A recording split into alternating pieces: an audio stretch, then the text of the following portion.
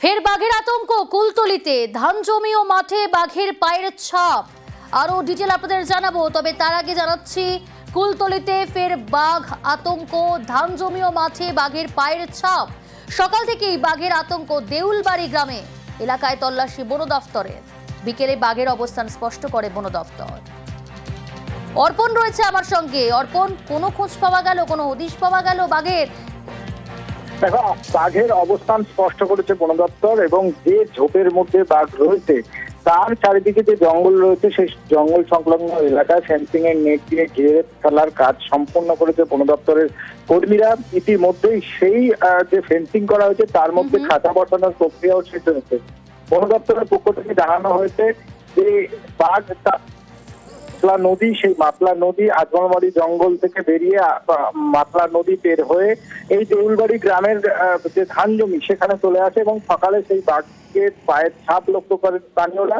এরপরেই বন দপ্তরকে খবর দেওয়া হলে বন দপ্তরের কর্মীরা তারা সার্চ অপারেশন চালান, এবং সেই সার্চ অপারেশনে বাঘের যে অবস্থান সেটি স্পষ্ট হয়েছে, এবং তার যে অবস্থান রয়েছে সেখানে ফেন্সিং এর নেট লাগিয়ে তার মধ্যে খাঁচা বসানোর কাজ সম্পূর্ণ করা হয়েছে, এবং এলাকা সম্পূর্ণ নিস্তব্ধ করে দেওয়া হয়েছে। যদিও গ্রামের যে বসতি রয়েছে সেখান থেকে কিছুটা দূরে এই ঝোপ, সেখানেই সম্পূর্ণ যে বন দপ্তরের কর্মীরা যে লাইটের ব্যবস্থা করছেন সেটা বন্ধ করে রাখা হয়েছে।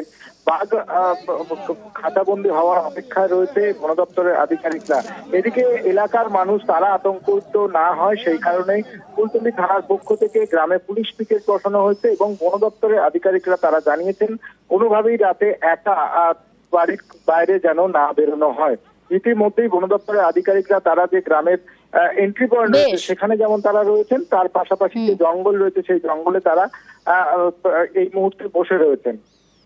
বেশ, বাঘ এসে সকালবেলা আমরা ফাঁকে বেরোলাম, দেখলাম ফার্স্টে পায়ের খোঁজ, দেখতে দেখতে আরও প্রচুর পায়ের খোঁজ দেখতে পেলাম। প্রশাসনও এলো, এসে সব খোঁজাখুঁজি হচ্ছে, আমাদের প্রচুর হারে ভয় হচ্ছে। বাঘের খোঁজ দেখতে পেয়েছি, হ্যাঁ পায়ের ছাপ দেখতে পেয়েছি। আতঙ্ক, ভালো আতঙ্ক আছি, ঘরদোর ভেঙে ফেলে দিয়েছি, কোথায় থাকবো, বাইরে আছি এখন। বাঘের ভয় হচ্ছে, এলাকায় বাঘ এসছে বলছে, দেখলাম নিজে চোখে। বন দপ্তরের লোকজন এসছে, দেখছে তো তারা। সবসময় আমার একটা আতঙ্ক আছে, আমরা এখন যে বার হয়ে গেছে কি না বা আছে কি না সেটা সঠিক আমরা এখন বুঝতে পারছি না। তো গরু বাছুর মাঠে বাঁধছি, এই নিয়ে একটা সবসময় মানে একটা আতঙ্ক আছে আমরা। বন দপ্তরের লোকজন এসছে? হ্যাঁ এসছে, তারা তো চেষ্টা করছে।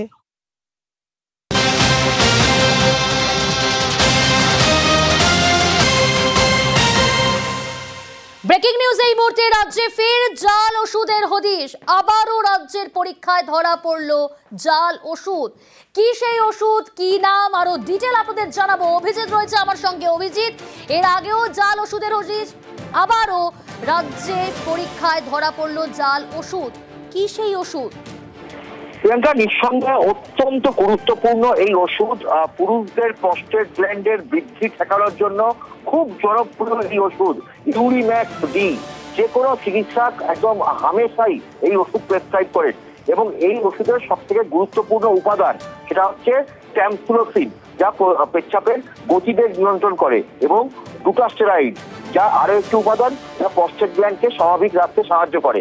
এবং রাজ্য ড্রাগ কন্ট্রোল এই ওষুধের একটা নির্দিষ্ট ব্যাচ ইউরিম্যাক্স ডি 4GH0097 এই ব্যাচ নাম্বারের ওষুধ তারা পরীক্ষা করে, এবং র্যান্ডাম স্যাম্পেল পরীক্ষা করে দেখা যায় যে দুটো উপাদানই ইউরিম্যাক্স ডিতে, যে দুটো উপাদান ওষুধের যে উপাদান সেই উপাদানই নেই। অর্থাৎ একজন রোগী যদি এই ওষুধ খায় তার কোনো কাজ তো করবেই না, উল্টে তার বিপত্তি হবে।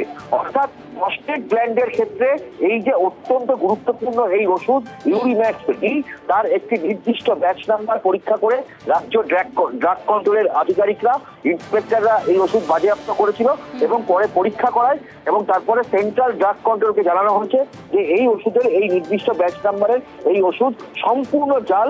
এরপরে কেন্দ্রীয় ড্রাগ কন্ট্রোল এই ওষুধের ক্ষেত্রে কি ব্যবস্থা গ্রহণ করে এখন সেটাই দেখার। বেশ, রাজ্যে ফের জাল ওষুধের হদিশ, প্রোস্টেট গ্ল্যান্ডের ওষুধ নেই দুই গুরুত্বপূর্ণ উপাদান। রাজ্য ড্রাগ কন্ট্রোলের পরীক্ষায় fail Urimax D, Urimax D নির্দিষ্ট ব্যাচ জাল। রাজ্যে ফের জাল ওষুধের হদিশ।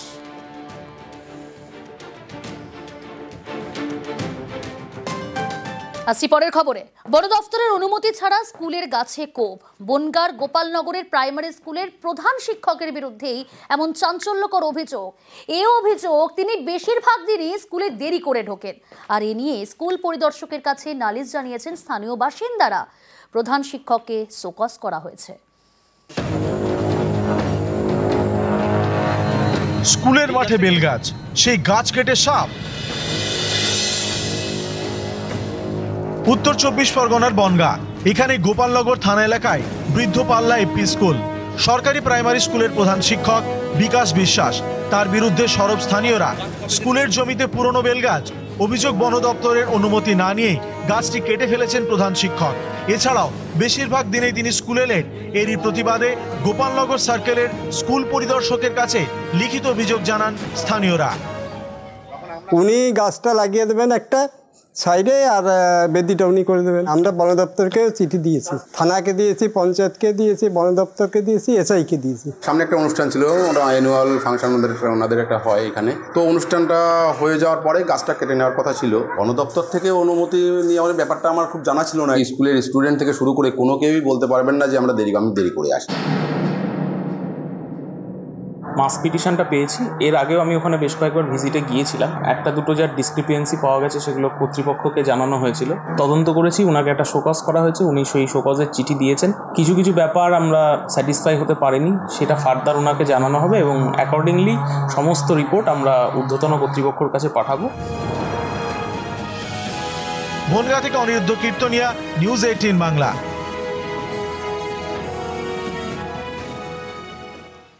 রাজ্যের মন্ত্রীর স্বামীর উপর হামলা, লাঠির ঘায়ে গুরুতর জখম মন্ত্রীর স্বামী তুহিন মান্ডি। মারধরের অভিযোগ বিজেপির বিরুদ্ধে। বাজার করার সময় হঠাৎ হামলার অভিযোগ। লাঠি সোটা নিয়ে চড়াও 15 থেকে 16 জন। বাঁকুড়ার খাসড়া বাজারের ঘটনা।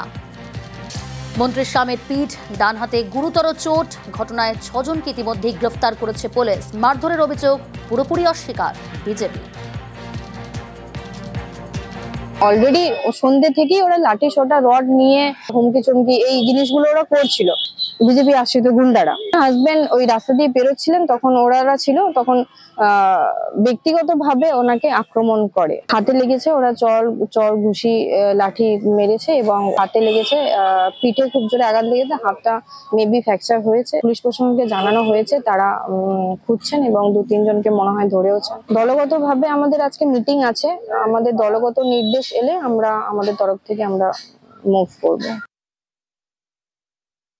তুহিন মান্ডির গুন্ডা বাহিনী আর এই শান্ত খাতড়াকে অশান্ত করার জন্য তারা সেখানে আসে, পুলিশ এবং র্যাব লাঠি চালায়। সেই কারণে তুহিন মান্ডি আঘাতপ্রাপ্ত হয়েছে। এর সঙ্গে ভারতীয় জনতা পার্টির কোনো কার্যকর্তা কোনরূপ ভাবেই যুক্ত নয়। এখন তারা এলাকা দখলের লড়াই, শান্ত খাতড়াকে অশান্ত পরিবেশ করার প্রয়াস। তৃণমূলের পায়ের তলার মাটি সরছে, ভারতীয় জনতা পার্টির মাটি হচ্ছে, আর সেই কারণে তারা এরকম প্রয়াস চালাচ্ছেন। একটা ভিডিও দেখাই আপনাদের, এই যে সেই ভিডিও। গত 10ই জুন এই ভিডিও সামনে আসে। পানিহাটিতে কাউন্সিলর এবং স্কুটার চালকের মারপিট। এইভাবে প্রকাশ্যে রাস্তায় কাউন্সিলর এবং স্কুটার চালকের মারপিটের ভিডিও রীতিমতো ভাইরাল হয়। তারপর দল নির্দেশ দেয়। কি কারণে এই ঘটনা ঘটিয়েছিলেন কাউন্সিলর, কি কারণে মারপিট করেছিলেন কাউন্সিলর, দল যথেষ্ট ক্ষুব্ধ এই কাউন্সিলরের উপর। আর তারপরই দলের চাপে সন্ধি, চুলোচুলির পর মিষ্টি মুখ। সোমবার পানিহাটিতে কাউন্সিলর স্কুটার চালকের যে মারপিট, কাউন্সিলরের আচরণে ক্ষুব্ধ হয়েছিল তৃণমূল নেতৃত্ব। ঘটনার রিপোর্ট চেয়েছিল শীর্ষ নেতৃত্ব।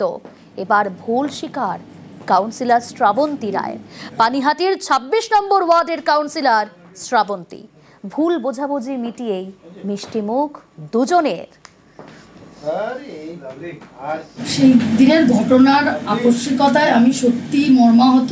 এরকমটা হয়ে যাবে, মাথা আমার গরম হয়ে যাবে, আমি বুঝতেও পারিনি। যেটা করেছে আমার আরো সংযমী মনোভাব প্রকাশ করা উচিত ছিল। একটা বাচ্চা মেয়ে, ওর জীবন সবে শুরু হচ্ছে। তবে আমি চাই না এই ঘটনার আর কোনো রকম এক বিন্দু বাড়াবাড়ি হোক। ও আমার কন্যা সম, ওকেও বলবো ও যেন ভবিষ্যতে ভালোভাবে ঠিকঠাক করে রাস্তাঘাটে গাড়ি টাড়ি চালায়। এই বিষয়ে নিয়ে আমি আর অন্য কোনো পদক্ষেপ নিতে চাই না। যা হয়েছে রাস্তার ঘটনা রাস্তায় মিটে গেছে, ব্যাপার নিয়ে আর তো কোনো কিছু দরকার নেই। উনি আমার মায়ের মতো ভুল, আমিও কিছু করেছি, উনিও কিছু করেছেন। মহেশতলায় 2 পুলিশ কর্তার রদবদল। রাজ্য পুলিশের 3rd ব্যাটালিয়নে পাঠানো হলো কামরুজ্জামান মোল্লাকে, নতুন এসডিপিওর সৈয়দ রেজাউল কবির। রবীন্দ্রনগরের আইসি মুকুল মিয়াকে পাঠানো হলো দার্জিলিংয়ে। রবীন্দ্রনগর থানার নতুন আইসি হলেন সুজন কুমার রায়।